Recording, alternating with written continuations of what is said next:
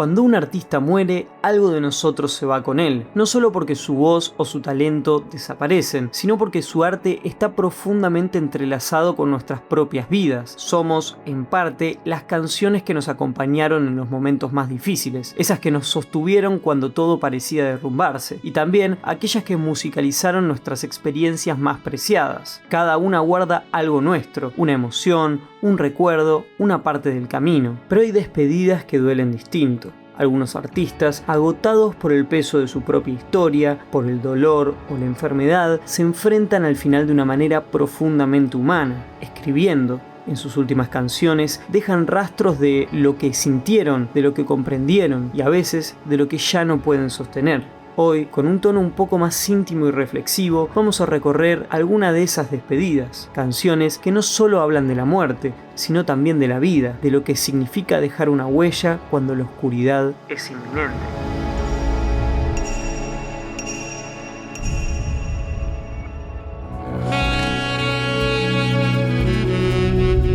Todos coincidimos en que David Bowie es uno de los artistas más grandes de la historia, no solo por su amplitud musical o su inagotable capacidad de reinventarse, sino por haber abrazado el cambio como una forma de arte. Su figura camaleónica pareciera venir de otro planeta, un ser cósmico que desafiaba las etiquetas, los géneros y hasta la idea misma de identidad. A lo largo de su carrera, Bowie no solo marcó a generaciones enteras, sino que también sentó las bases de movimientos como el rock gótico, el grunge y el dark wave.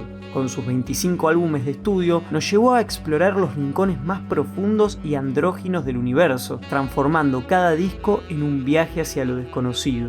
El 8 de enero de 2016, en el día de su cumpleaños número 69, Bowie lanzó Blackstar, su último álbum, una obra inquieta y enigmática, donde cada canción parece dialogar con la muerte y la trascendencia. Aún sabiendo que padecía un cáncer de hígado terminal, Bowie eligió convertir su despedida en arte. Después de una década sin publicar música, Blackstar fue su forma de cerrar el ciclo, una última visita hacia las estrellas.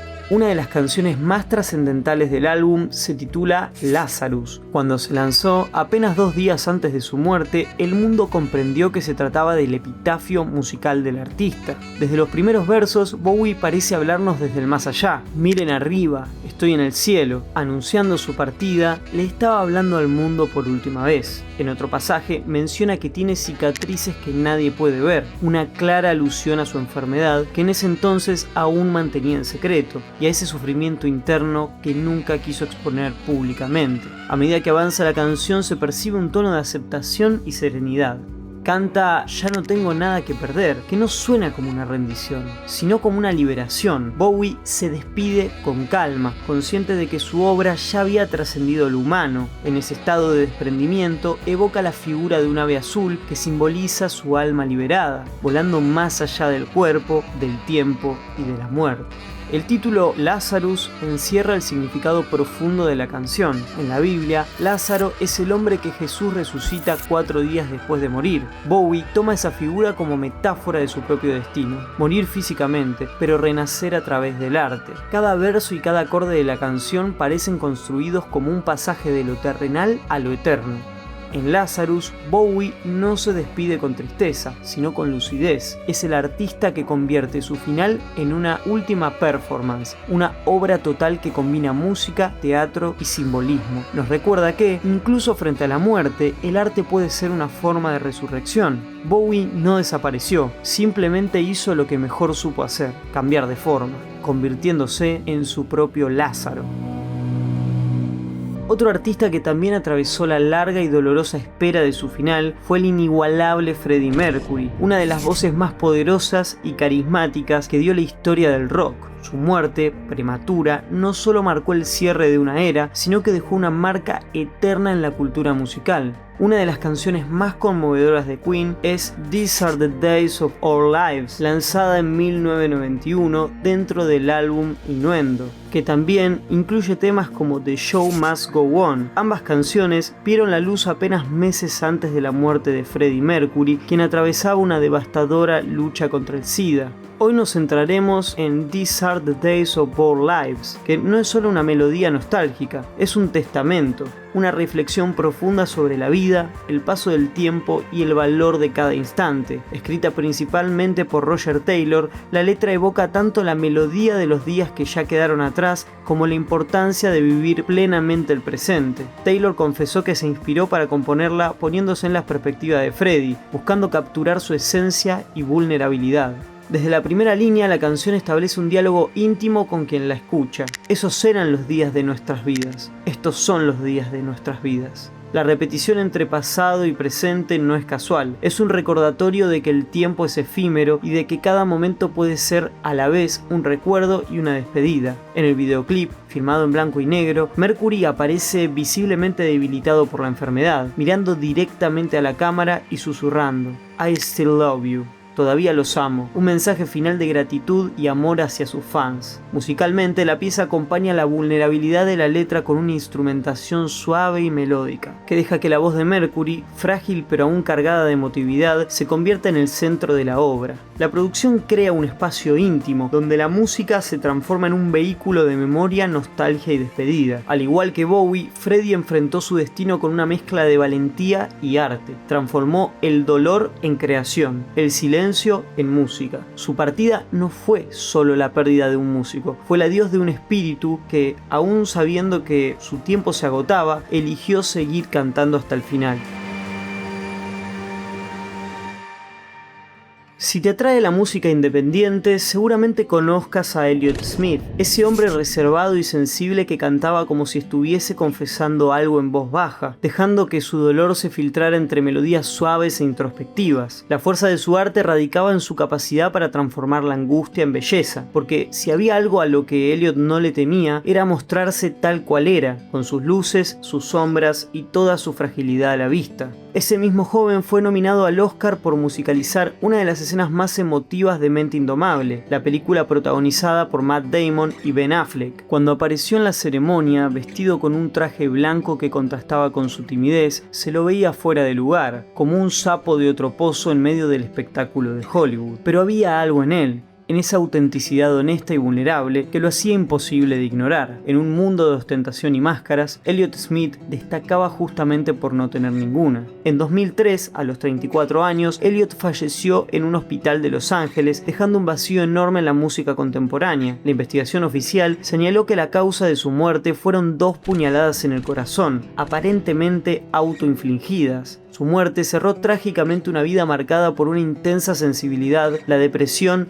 y la lucha constante contra la adicción a las drogas y al alcohol. Una de sus últimas canciones, que parece dar indicio de sus pensamientos y emociones más íntimas antes de la tragedia, se titula A Fond Farewell. En ella, Smith se dirige a su pasado, marcado por la autodestrucción y los excesos, buscando una despedida simbólica. La letra refleja su desconexión con su antigua identidad, como si dejara atrás la parte de sí mismo que vivía en la adicción, simbolizando la pérdida de color y vitalidad causado por las drogas. En la letra describe que hay un hombre moribundo en su sala, cuya sombra recorre el piso, que lo llevará por cualquier puerta abierta, evocando la presencia constante de sus demonios internos, la dependencia y la sensación de que la autodestrucción estaba cada vez más cerca sin dejarle descanso. A Fond Farewell se percibe así como un testamento poético y doloroso, un reflejo de la lucha de Elliott entre el deseo de redimirse y la dificultad de escapar de sus propios hábitos destructivos. Escucharla, después de conocer su muerte, otorga a la canción una carga emocional aún más intensa, convirtiéndola en un vestigio de vulnerabilidad y dolor que permanecerá imborrable para siempre. Por último, una de las despedidas más dolorosas en la historia de la música es, sin dudas, la de Kurt Cobain.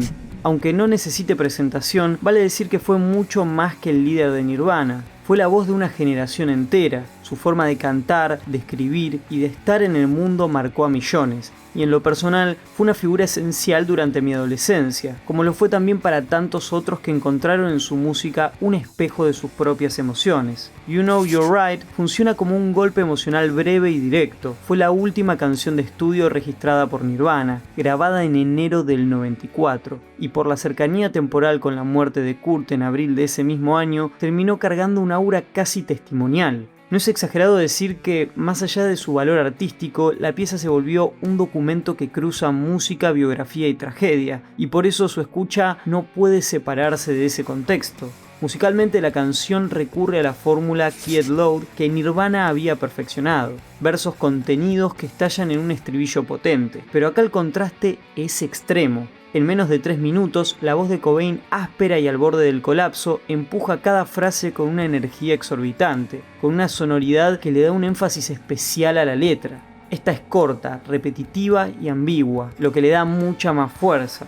El coro, You Know You're Right, sabes que tienes razón, se repite con una mezcla de rendición y reproche. Suena tanto a aceptación como a acusación. Ahí conviven la impotencia y la hostilidad, la ironía y la resignación. Frases como si decís que estás satisfecho me vas a alejar más de mí mismo o nada le molesta realmente, solo quiere vivir para ella misma, apuntan a una relación desgastada. Ese otro es una pareja, la fama, la industria o una parte de sí mismo. La canción lo deja abierto, lo que lo vuelve más inquietante. Leer la letra junto a la biografía de Cobain aporta una capa dolorosa adicional. En los meses previos a su muerte se documentaron episodios de abusos de sustancia, intentos de rehabilitación, dolor crónico que él mismo mencionó públicamente y tensiones personales intensas. A esto se suma su icónica aparición en MTV Unplugged en una actuación que hoy parece premonitoria. La escenografía, con velas y flores, le daba un aire funerario, anticipando de manera inquietante lo que ocurriría poco después. Esa presentación se volvió inolvidable no solo por la música, sino por la atmósfera de vulnerabilidad y fragilidad que transmitía. Todas estas piezas no convierten la canción en una nota de despedida literal, pero sí hacen que ciertas líneas cargadas de culpa, ira y cansancio resuenen como si proviniesen de alguien al límite. Al escucharlo, recordar la voz y el timbre de esos últimos registros, la canción deja de ser solamente un sencillo para transformarse en un espejo doloroso. Refleja la lucha entre el deseo de sanar y fuerzas que arrancan hacia la autodestrucción. You Know You're Right no da respuestas. Abre una herida que obliga a escuchar la tensión entre el artista y sus vivencias, entre la intimidad y la exposición pública. Esa tensión es, precisamente, lo que la hace una de las obras más inquietantes y duraderas de Nirvana. Pero bueno, hasta acá llegó el video. Un video distinto, un video fuerte, pero que realmente hace tiempo tengo ganas de hacer. Me parece un tema muy interesante poder abordar la muerte desde la vida y cómo eso también se puede reinterpretar a la hora de escuchar las canciones una vez que ese artista tan querido se va. Este es un contenido nuevo que estamos probando, un compilado así de varias situaciones que mezclen a varios artistas en común. Así que bueno, quiero que me digan si les gustó, si no les gustó, si se les ocurre alguna idea. Yo los voy a estar leyendo a todos. Denle por favor like, comenten, me ayuda mucho más de lo que ustedes creen. Y yo sin nada más que añadir, me despido. Suerte, che.